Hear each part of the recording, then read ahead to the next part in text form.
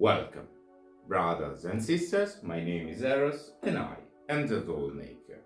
Today we will discuss more in depth the festivity of Mabon at an advanced level, if you want. So please don't worry if you don't catch everything the first time you are listening to this video. The first thing we want to take in consideration is the difference between Samhain or Samhain, as you prefer, and Mabon. In Samhain, we are already into darkness. We are exploring darkness. We are pursuing transformation through darkness, exploring our inner, deeper self. In Mabon, on the other side, we are going toward darkness. We are trying to deliberately dive into darkness. We are pursuing the exploration of darkness. We are trying to approach it. So, Mabon reminds us of the abundance before winter. In our life cycle, what do abundance before winter means? It means that we need to recognize our knowledge, our skills, our merits of any sort before that approaches. Because in some sort of way, Mabon is telling us, remember you die. So we want to be grateful for what we own, for what we've worked for before it's too late. On the other side, Mabon is reminding us of abundance, of opportunity in transformation, because transformation at least is an opportunity. Stasis leads to nothing. In our life, we may face problems, but problems, at least, even when they are harsh, even when they are painful, problems leads to something. Stasis leads to nothing. Problems are at least opportunities. Mabon is suggesting us in our magical working approach to work with the planets or the elements we are weaker at working with. So we want to identify the elements or planet we are weaker at working with, and we want to invoke that element or planet. We want to face it. We want to face our problems, our difficulties, and then we want to banish the element or the planet. Banishing with the intent of banishing those problems and those difficulties. It's a way of decluttering. If we can't identify a specific element or planet we are weaker at working with, we want to work with Saturn for decluttering in the exact same way. So we want to invoke Saturn, face it, and then banish our problems, our difficulties. Because as we know, Saturn is the planet we work with to set boundaries and also to push away, banish things, banish problems in this case, and allow ourselves to go forward. Now, this working is not easy to simplify, but we can try to work with the middle pillar, not working as usually, focusing on the single spheres of the middle pillar ritual, but focusing on the channels in which we transmit energy during the middle pillar walking. So, of course, this is a more generic walking.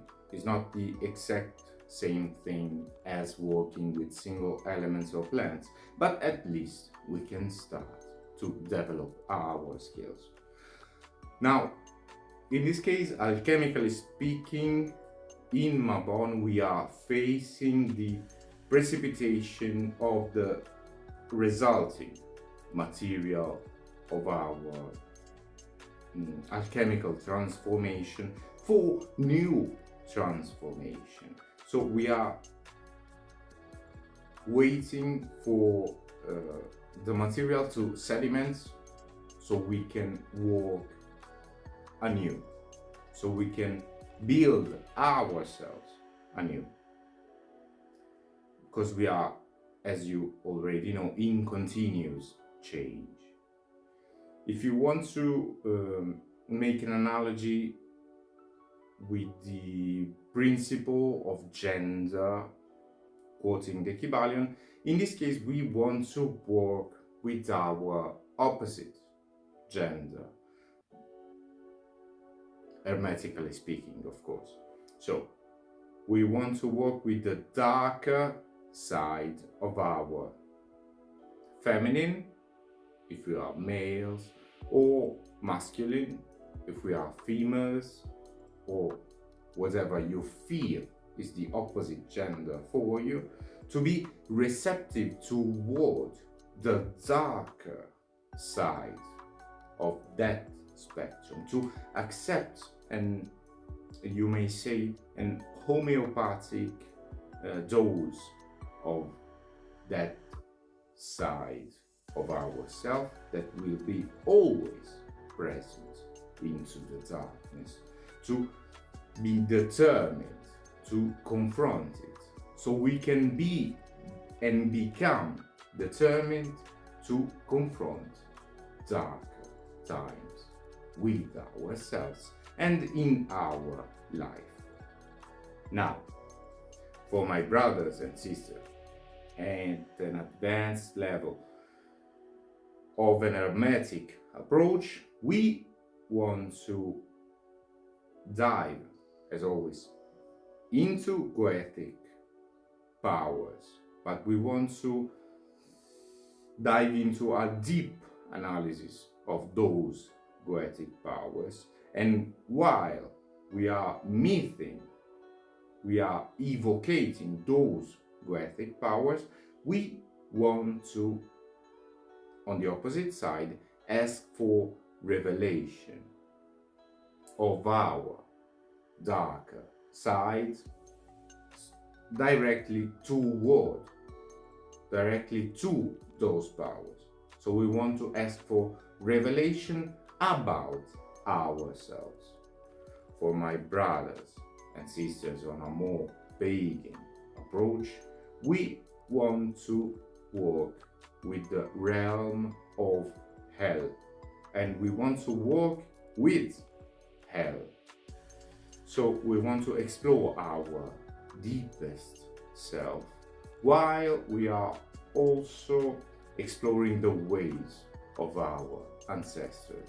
Not only who they were, who they are, but also how they have behaved, and how can we learn something from them. Or, of course, you may want to work in hell and with hell to understand the powers of the underworld. For my brothers and sisters with a more Christian approach, in this period, in this time frame, we are facing darkness at an advanced level.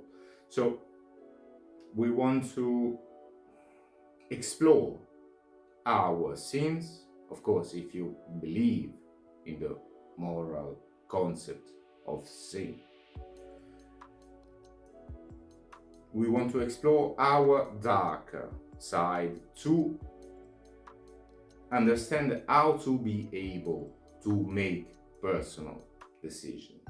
So we want to use introspection to understand ourselves and be able to behave in the way that was shown in the Gospels, if you want to do so. Now, for brothers and sisters of the Silver Iris, we are at an amazing time in which we need to understand at an advanced level again that we need to fall into darkness. We need to deliberately dive into darkness to appreciate light. We want to meditate and reflect into ourselves the knowledge of death for what we know of the holy dark sister. So we want to reflect the knowledge that we can introspect of death to appreciate life. For brothers and sisters of the Crimson Cloak, in the previous episode we tried to exalt your dark powers in these dark times. But if you are at an advanced level, you may want to take a break and try to dive into deeper comprehension. You may want to meditate on your nature and your powers to develop a deeper control of your powers. Because, of course, deeper comprehension leads to more control of your power.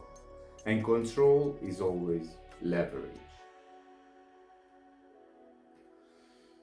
For brothers and sisters of the path of the dreamer, again, if you are advanced, remember we are going toward, so we want to dive into the rabbit hole. We want to let ourselves fall freely into the rabbit hole. So you want to let yourself, if you can allow yourself to do so, to fall into darkness, to better understand your darker side. But at the same time, you need to be extremely grounded. You need to be extremely brave to let yourself go, let yourself fall on your back without losing yourself. So remember to be extremely grounded if you decide to do this work. But all of us needs to remember to be extremely grounded, especially after darker operation, or especially if you are a part of the Silver Iris. Please do remember, if you are working with your darker side, if you are working with a marionette, if you are granted one, try, if you have a direct communication, to not lose your identity, to try to don't lose your opinion, try to still behave like yourself. Of course, in all of these path walking, we need in this festivity to be courageous without pride. What do I mean? If you are prideful, you may think that you can always rise above the tide. You can always rise above darkness. You can't be brave if you are sure that you are gonna win.